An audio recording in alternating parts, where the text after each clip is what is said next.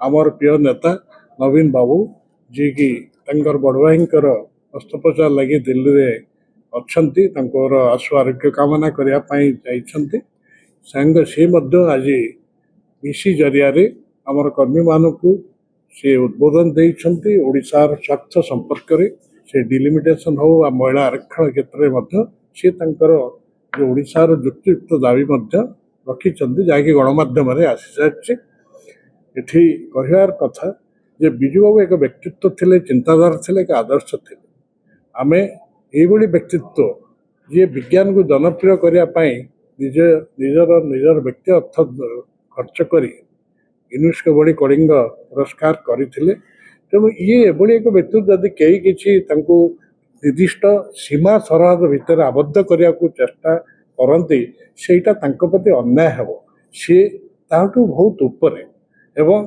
कहार से एकचाटिया संपत्ति नुहति से समस्त सी आम मानकर आपण मानकर एवं ओडिशावासी समग्र ओडिशावासी परिवार भारतवासी परिवार एवं जी कही सर्वनिम्न मजूरी करते गरीबर जाति नहीं बोली कही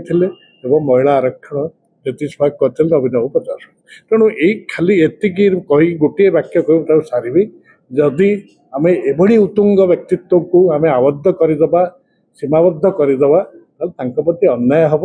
आम निश्चित भाव चेष्टा करवा चिंताधारा आगामी पीढ़ी अनुसरण करूँ एवं ताही प्रति सबुठारु श्रेष्ठ श्रद्धांजलि हम। जदि आपंक आम भिडी भल लगा तेब आम चैनल को लाइक शेयर और सब्सक्राइब करने को जमा भी भूलु नहीं।